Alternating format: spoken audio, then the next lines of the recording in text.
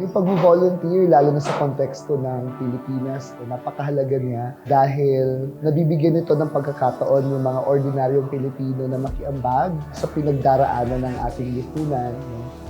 Ito ang pamamaraan kung saan hindi nangangailangan ng kahit na anong posisyon or extraordinary na power, no, yung Pilipino para makatulong sa ibang tao.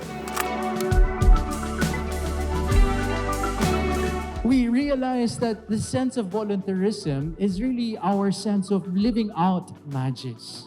Why? Because we could easily just hide within our rooms or stay within our comfort zones. But we also recognize that there is an invitation to go beyond ourselves. Why? Because we also recognize that we have been gifted to give and that we've received so much. And on a lot of occasions, because of our gratitude, we also want to give as much as we've received. And I think volunteerism allows us to be truly grateful.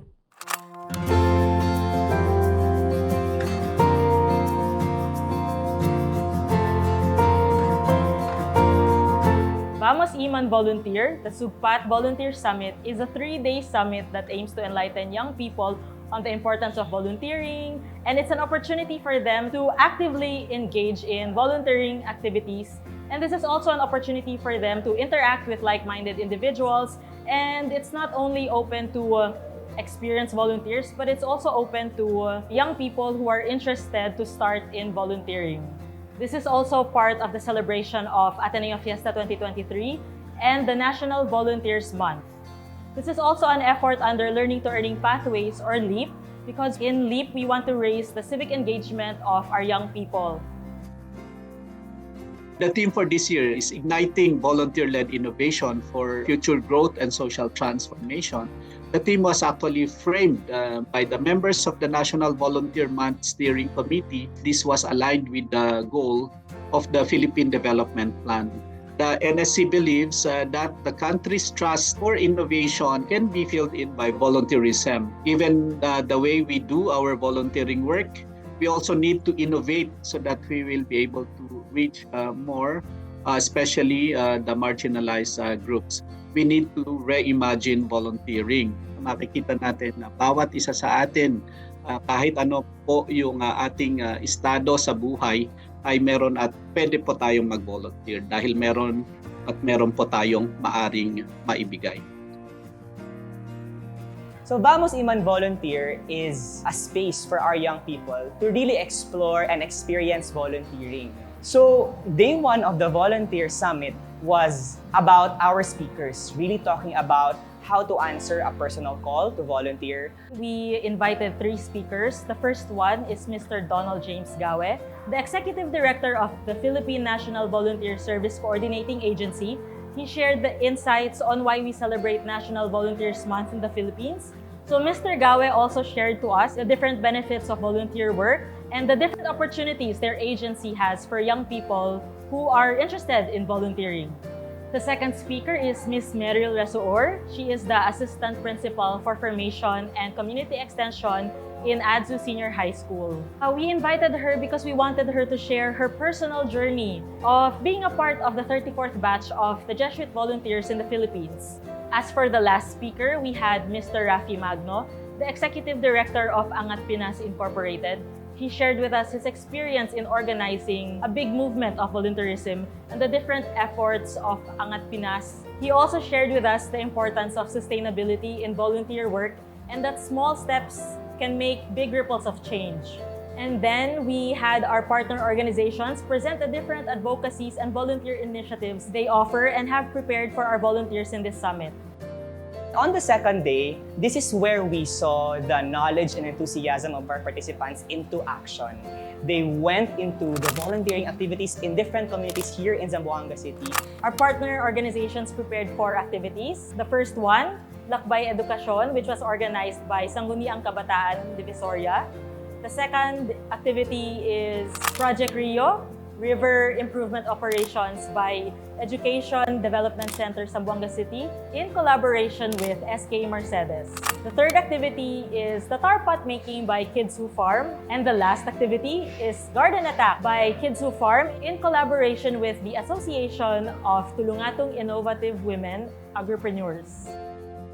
And on our last day, we gathered the volunteers to process their experiences from the summit. We want to talk about their experiences of personal growth, of the challenges they were able to experience and how they overcame those things.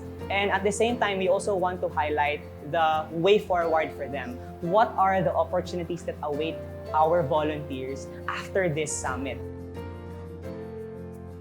My overall experience in the Vamos Iman Volunteer, the SUGPAT Volunteers Summit is really great kasi I was able to meet new faces and we were able to go sa community to do our volunteering activities.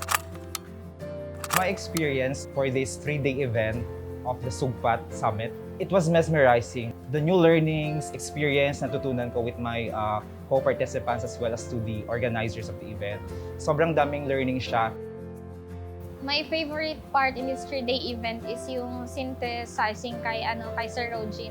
Kasi I was able to really feel yung pagiging volunteer ko. Naiyak nga ako in the middle of the synthesis kasi nag-reflect lahat ng mga ginawa and yung mga situations din ng community natin na they really need a volunteer. Kasi if no one would volunteer, then sino?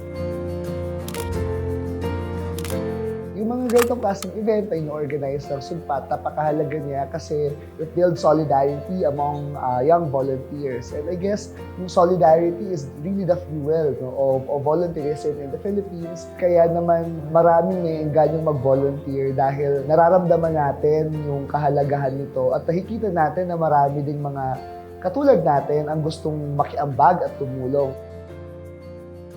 Huwag tayong mapagod na pumiling tumulong, maglingkod ng pusang loob. Dahil hindi naman natatapos yung pag-volunteer natin where we are kung na-attain na natin yung gusto natin sa buhay. Yung pag-volunteer, it encapsulates your call to action. These talents, these skills, these abilities is for us to nurture other people, our friends, ang left to right, front and back. And of course, to live it out 24/7. This one thing I've learned among this 3-day event is that never stop volunteering because as I volunteer, there's really a sense of altruism where this is really my passion, volunteering without asking for any in return, and that is something that I can impart to my fellow youth. Na-encounter natin yung different challenges and the stories, narinig natin yung stories ng bawat isa. And from that, dun natin makukonclude that these volunteers is actually gathered because of isang puso para sa pagsiservisyo. Because that is the essence of being a volunteer. We also wanted to celebrate National Volunteers Month through this summit because we wanted young people to be reminded of why they volunteer, that it's not just about the ego or to make yourself look good, but we want to remind them about the spirit of bayanihan, that we as Filipinos, we really like to help each other and especially our community.